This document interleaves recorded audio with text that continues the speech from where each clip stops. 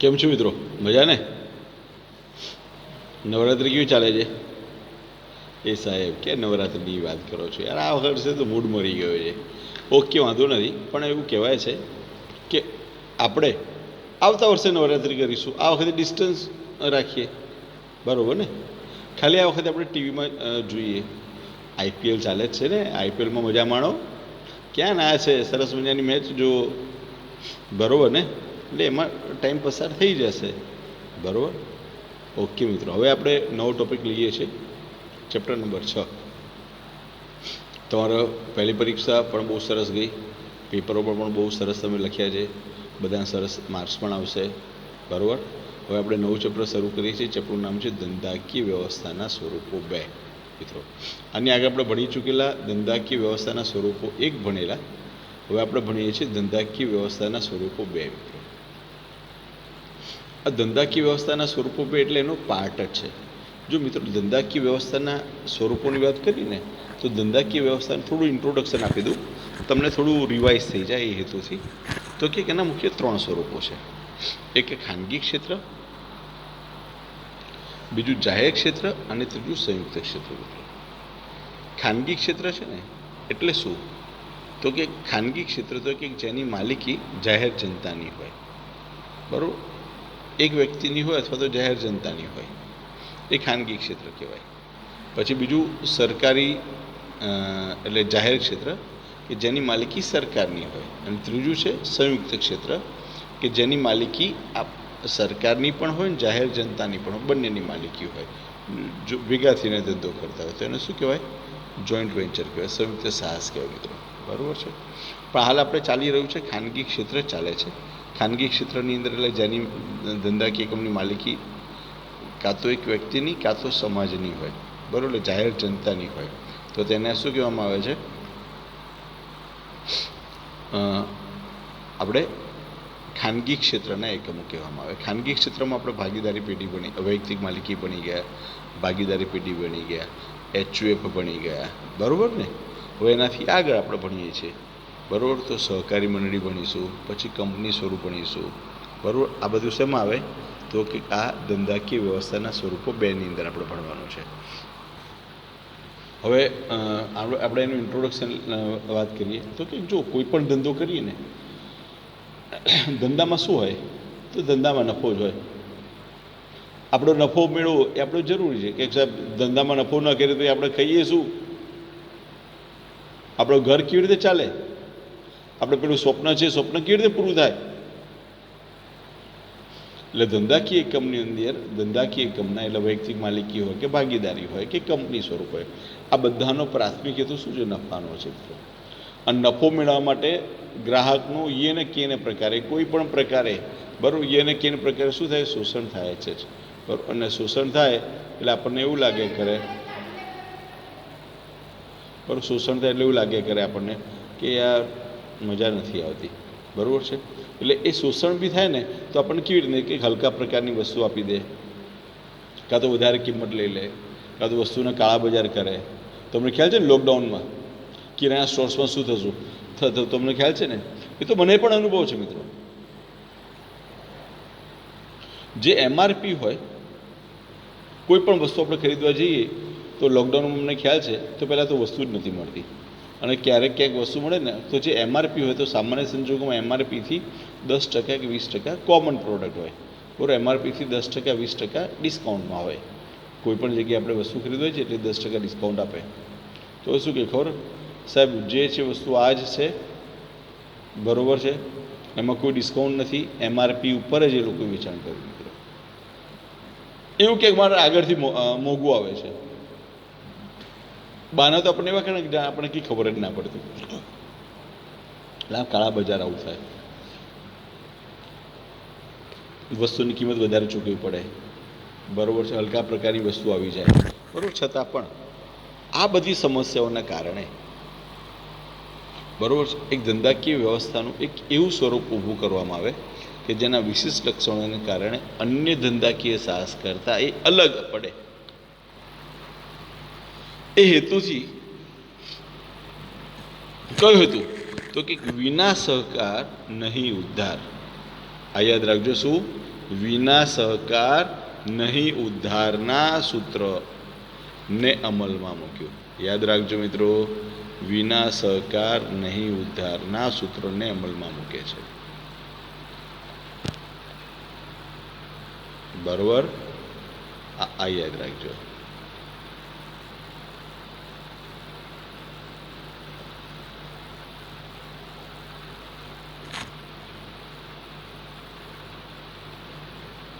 હા,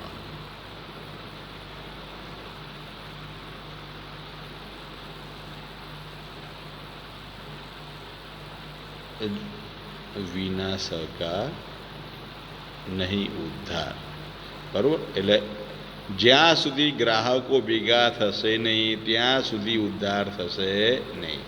એટલે એ સૂત્રને ધ્યાનમાં રાખીને પ્રત્યેક સર્વને માટે અને સર્વ પ્રત્યેક માટે, શું પ્રત્યેક સર્વને માટે અને સર્વ પ્રત્યેક માટે, બરોબર છે, આ પ્રકારે અસ્તિત્વમાં આવ્યું. શું અસ્તિત્વમાં આવ્યું? એવું કહેવાય છે કે each for all and all for each ના હેતુથી સહકારી મંડળી અસ્તિત્વમાં આવી. અંડરલાઈન કરજો, ખાસ ધ્યાન રાખજો. બરોબર છે, આ વસ્તુ ખાસ ધ્યાન રાખજો. કઈ વસ્તુ?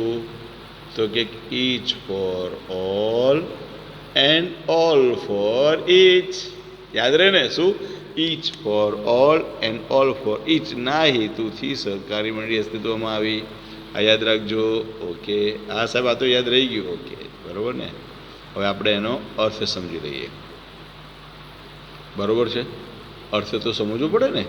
તો અર્થમાં જુઓ, શું કે સહકારી મંડળી એવી ધંધાકીય વ્યવસ્થાનું સ્વરૂપ છે જેમાં વ્યક્તિઓ પોતાના આર્થિક હિતના સંવર્ધન માટે સમાનતાના ધોરણે સ્વૈચ્છિક રીતે જોડાય છે.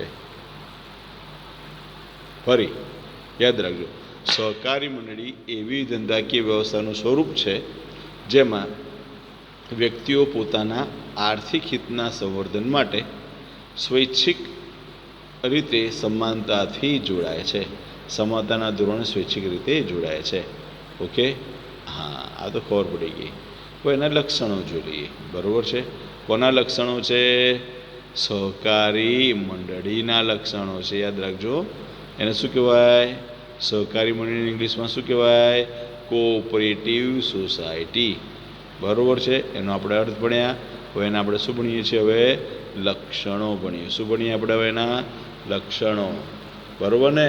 હા, તો બોલો ખરા, લક્ષણો તો બોલવા પડે ને.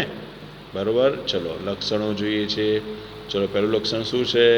તો કે એક સ્વૈચ્છિક મંડળ. શું છે? સ્વૈચ્છિક મંડળ. મતલબ આ પેઢીમાં, એટલે કે સહકારી મંડળીમાં જે વ્યક્તિને જોડાવવું હોય વ્યક્તિ સરળતાથી જોડાઈ શકે છે. સમાનતાના ધોરણે જોડાય, કોઈ પણ વ્યક્તિ જોડાઈ શકે છે. પોતાના આર્થિક હિતના લાભ માટે જોડાઈ શકે છે. એટલે સ્વૈચ્છિક મંડળ છે, એમાં કોઈ પણ વ્યક્તિ જોડાઈ શકે છે. બરાબર છે? હા, એટલે વ્યક્તિઓ સમાનતાના ધોરણે મંડળીમાં જોડાય છે. બીજું છે સરળ સ્થાપના વિધિ. શું છે? સરળ સ્થાપના વિધિ. તો કે સહકારી મંડળીની સ્થાપના વિધિ કેવી છે? સરળ છે. ઓછામાં ઓછી 10 વ્યક્તિઓ સંગઠિત થઈ સહકારી મંડળીના કાયદા અન્વયે સહકારી મંડળીના રજિસ્ટ્રાર સમક્ષ નોંધણી કરાવે છે. આ નોંધણી થઈ ગયા પછી તરત જ કાયદેસરનું અલગ વ્યક્તિત્વ પ્રાપ્ત થાય છે. આ યાદ રાખજો, મંડળીને કંપનીની જેમ શું મળે છે? કાયદેસરનું અલગ વ્યક્તિત્વ પ્રાપ્ત થાય છે. ઓકે, હોશિયાર થઈ ગયા, બધા ખબર જ છે. લવેવા વિવાહ સરસ. ચલો, હવે એના પછી વાત કરીએ છીએ આપણે. કયો ટોપિક વાત કરીએ? સભ્યોની સમાનતા. બરાબર, સભ્યોની સમાનતા હોવી જોઈએ. સભ્યોની સમાનતા વગર શક્ય બની શકે નહીં. એટલે ટૂંકમાં બધા જ સભ્યો એક સરખા હોય.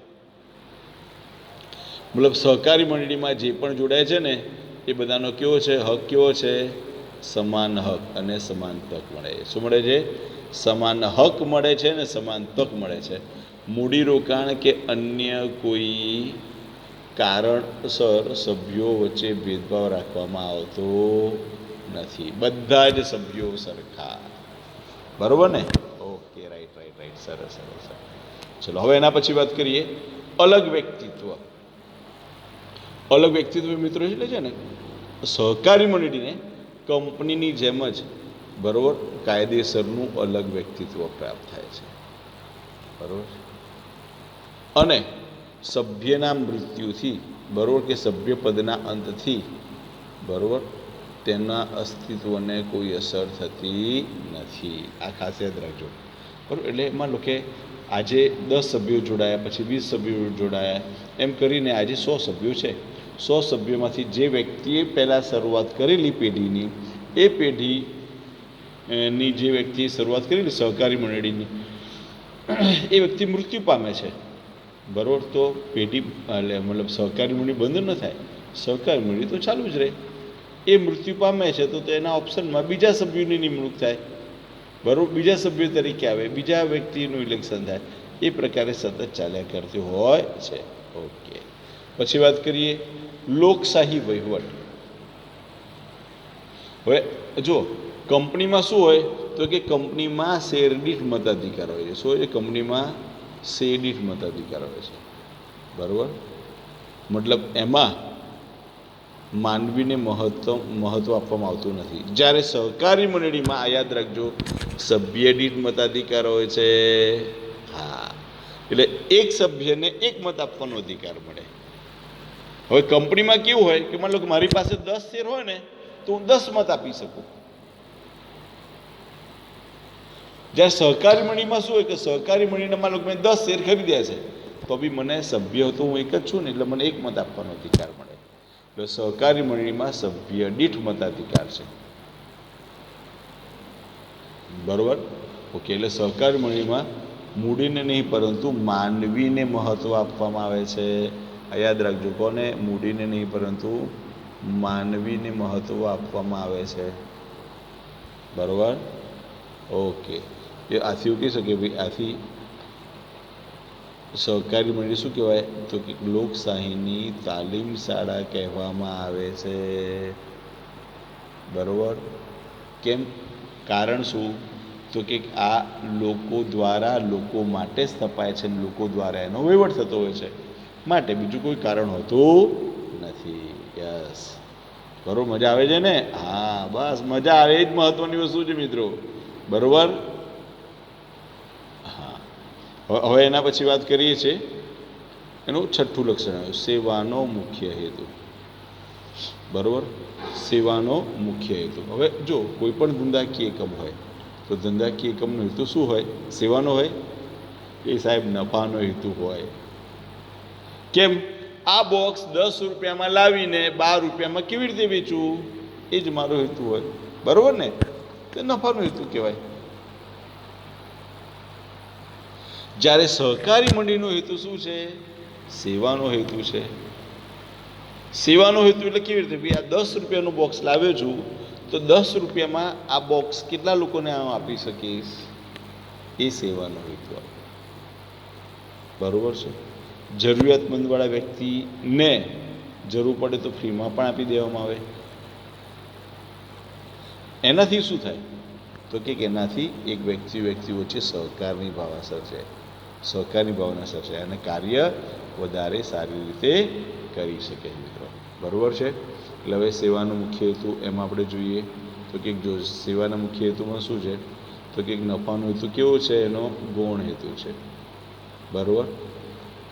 અને બીજો તો કે સેવા દ્વારા સભ્યોનો આર્થિક ઉત્કર્ષ કરવાનો છે. સેવા દ્વારા શું છે? સભ્યોનો આર્થિક ઉત્કર્ષ કરવાનો છે. આર્થિક ઉત્કર્ષ એટલે કે સભ્યોને આર્થિક રીતે લાભ થાય એ બાબત જોવાની છે. એટલે આર્થિક ઉત્કર્ષ કરવાનો છે. બરોબર. હવે જો આવું કેમ તો કે સભ્યોનું જીવન ધોરણ ઊંચું આવે. બરોબર. શું બને? સ્વાશ્રયી બને. એ માટે પ્રયત્નો સહકારી મંડળી દ્વારા કરવામાં આવે છે. બરાબર છે. દાખલા તરીકે વાત કરીએ તો કે ગ્રાહકોની સહકારી મંડળીનો ઉદ્દેશ સભ્યોને યોગ્ય ગુણવત્તાવાળી વસ્તુઓ વ્યાજબી કિંમતે પૂરી પાડવાનો છે. યોગ્ય ગુણવત્તાવાળી વસ્તુઓ વ્યાજબી કિંમતે પૂરી પાડવાનો છે મિત્રો. બરાબર. ઓકે. એના પછી આગળ વાત કરીએ તો નફાના યોગ્ય વહેંચણી. બરાબર. નફાની શું છે? યોગ્ય વહેંચણી. બરાબર. તો નફાની યોગ્ય વહેંચણી કેવી રીતે શક્ય બને? બરાબર. કેમ? તો અહીંયા મુખ્ય હેતુ કયો છે? સેવાનો. છતાં આવક તો થાય ને. હવે આવક થાય તો એમાં જે પણ થોડો ઘણો નફો થાય છે એ નફો મંડળીના સભ્યો વચ્ચે વેચવામાં આવે છે. બરાબર છે. એટલે નફો મંડળીના સભ્યો વચ્ચે કાયદેની જોગવાઈઓને ધ્યાનમાં રાખીને વેચવામાં આવે છે. તેને શું કહેવામાં આવે છે? ડિવિડન્ડ તરીકે ઓળખવામાં આવે છે. બરાબર છે. ડિવિડન્ડ તરીકે ઓળખવામાં આવે એટલે કેમ ઓળખવામાં આવે? તો કે જે નફો છે ને એ નફો શું કરવામાં આવે? તો કે એ નફો આપણે જે પણ સભ્યો છે એ સભ્યોને શું કરવામાં આવે છે? જોગવાઈને અનુરૂપ, જોગવાઈને આધીને વેચવામાં આવે, જેને ડિવિડન્ડ કહેવામાં આવે છે. બાકી વધતો નફો સભ્યો કે સમાજના કલ્યાણ માટે વપરાય છે. બરાબર. ક્લિયર? ખબર પડી ને? હા કે ના? હા, ખબર પડવી જરૂરી છે. Yes yes yes yes. Right right right. ચલો હવે એટલે હવે એના પછી વાત કરીએ શેરની ઓછી કિંમત. હવે જો શેરની કિંમત 10 રૂપિયા હોય, 100 રૂપિયા હોય, પણ અહીંયા શેરની કિંમત કેવી રાખવામાં આવે? ઓછી રાખવામાં આવે. મુખ્ય કારણ શું છે? કે અહીંયા આગળ જોડાય કોણ? હવે આર્થિક ઉત્કર્ષ માટે જોડાય. તો આર્થિક ઉત્કર્ષ માટે BMW ચલાવતો હોય જે વ્યક્તિ, એ જોડાય.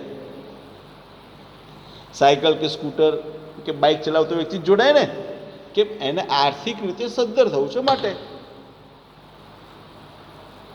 બરાબર. એટલે આમાં શું છે કે શેરની કિંમત કેવી ઓછી હોય. બરાબર. એટલે સહકારી મંડળીમાં શેરની કિંમત ઓછી હોવાને કારણે આ ઓછી આવક ધરાવતી વ્યક્તિઓ શેરની ખરીદી મંડળીના સભ્યો કરે. બીજું બહારનું ના હોય, માત્ર મંડળીના સભ્યો એનું શું કરવામાં આવે છે? શેરની ખરીદી કરવામાં આવે છે અને એ સભ્યોને જ શેર વેચવામાં આવે છે. બરાબર. ઘણી બધી વખત એવું બને કે એક સાથે પણ ભરવામાં આવે. હા, તો ક્યારેક ક્યારેક હપ્તાની સગવડ આપવામાં આવે અથવા તો એક સાથે બી ભરવામાં આવે. આવું થતું હોય છે. જો કોઈને એક સાથે ભરવાની સગવડ ન હોય તો હપ્તાની પણ સગવડ આપવામાં આવે છે. એટલે કામ સરળતાથી થઈ શકે. કોઈ વ્યક્તિ સરળતાથી એમાં શું બની શકે છે? સભ્ય બની શકે છે. બરાબર. પછી શું આવ્યું? તો કે સભ્ય દીઠ મતાધિકાર. આવું આપણે ભણ્યા. યાદ કરો. હા કે નહીં? બેટું યાદ કરો. ફેમિલી યાદ કરો. હા, હમણાં હાલ જ કે ભાઈ સહકારી મંડળીમાં શેર દીઠ નહીં પરંતુ સભ્ય દીઠ મતાધિકાર કરવામાં આવે છે. બરાબર છે? ખ્યાલ છે ને? એમાં શું? તો કે મંડળીમાં સભ્યો ગમે એટલી સંખ્યાના શેર ધારણ કરે પરંતુ એને એક જ મત આપવાનો અધિકાર છે. એક જ મત. સભ્ય દીઠ મતાધિકાર છે માટે. ક્લિયર? હા. હવે તેના જ્ઞાનમાં હવે આ કારણ શું? તો કે સભ્યોમાં સમાનતા વધે, ભાઈચારો વધે, તેમના જ્ઞાનમાં વૃદ્ધિ થાય. બરાબર. મંડળી પરિષદ યોજાય, તાલીમ વર્ગ યોજાય. આ બધું એના દ્વારા શક્ય બને. શક્ય બની શકે નહીં. ઓકે. પછી વાત કરી રાજકારણ અને ધર્મથી અલિપ્ત. જો મિત્રો, રાજકારણ અને ધર્મ આ બે અલગ અલગ વસ્તુ છે. શું છે? રાજકારણ. જો ધર્મની પરંપરા હોય છે, ખબર છે ને, ધર્મમાં લોકો જોડાઈ જાય છે, રાજકારણમાં જોડાઈ જાય છે. પણ અહીંયા આગળ રાજકારણ અને ધર્મથી કેવું છે? અલિપ્ત છે. બરાબર. એટલે એવું કહેવાય તો કે સહકારી મંડળીમાં ધર્મ, જ્ઞાતિ, જાતિ, ભેદભાવ વગર દરેક માટે સભ્યપદ ખુલ્લું રાખવામાં આવે છે. એમાં કોઈ પણ પ્રકારનો જાતિનો કે રાજકીય ભેદભાવ રાખવામાં આવતો નથી. બરાબર છે? આ સૌથી મહત્વનું છે. અને આ રાજકીય સિદ્ધાંતો પ્રમાણે મંડળી હોઈ શકે નહીં. આથી સહકારી મંડળી રાજકારણ અને ધર્મશાળા તેથી રાજકારણ અને ધર્મથી કેવું છે? અલિપ્ત છે. બરાબર ને? ખબર પડી ને? અરે હા સાહેબ, ખબર પડી ગઈ, જોરદાર ખબર પડી ગઈ. ઓકે. હવે અનિયંત્રિત સભ્ય સંખ્યા, છેલ્લું સહકારી મંડળીનું છેલ્લું લક્ષણ આપણે જોઈએ છે. શું? અનિયંત્રિત સભ્ય સંખ્યા. ઓકે, અનિયંત્રિત સભ્ય સંખ્યા એટલે શું? તો કે વધુ ને વધુ સભ્યો મંડળીમાં જોડાય. કેમ? એ લોકોનું આર્થિક હિત સધાય એ હેતુથી એમાં સભ્યો જોડાય છે. એટલે સભ્ય સંખ્યા કેવી જોવા મળે? અનિયંત્રિત જોવા મળે. એટલે સભ્યો વધુ પણ જોવા મળી શકે છે. વધુ મહત્તમ ઓછામાં ઓછા કેટલા હોવા જોઈએ? 10 વ્યક્તિ ભેગા મળીને સહકારી મંડળીની સ્થાપના કરે છે, પણ મહત્તમ તો ગમે એટલા સભ્યો આપણે રાખી શકીએ છીએ. હા, આ વસ્તુ આપણા માટે મહત્ત્વની છે. બરાબર છે? કેમ? તો કે સભ્યો બની તેમના આર્થિક હિતના સંવર્ધન કરી શકે તે હેતુથી સભ્ય સંખ્યા ઉપર કોઈપણ પ્રકારનો નિયંત્રણ નથી. મિત્રો, આખો ટોપિક આપણે ભણ્યા. કયો ટોપિક હતો? બોલો. હા, સહકારી મંડળીના લક્ષણો. 11 લક્ષણો આપણે જોયા. ચલો એક વખત ખાલી નજર કરી લઈએ એટલે ક્લિયર થઈ જાય. ચલો ફટાફટ. હા, ચલો. પેલું શું છે? કે સ્વૈચ્છિક મંડળ, સરળ સ્થાપના વિધિ, સભ્યોની સમાનતા, અલગ વ્યક્તિત્વ, લોકશાહી વહીવટ, પછી સેવાનો મુખ્ય હેતુ, નફાની વહેંચણી, શેરની ઓછી કિંમત, સભ્ય દીઠ મતાધિકાર, રાજકારણ ધર્મથી અલિપ્ત અને અનિયંત્રિત સભ્ય સંખ્યા. મિત્રો, બરાબર છે? આપણે આ ટોપિક આપણે ભણ્યા. કયો ટોપિક ભણ્યા? સહકારી મંડળીના લક્ષણો.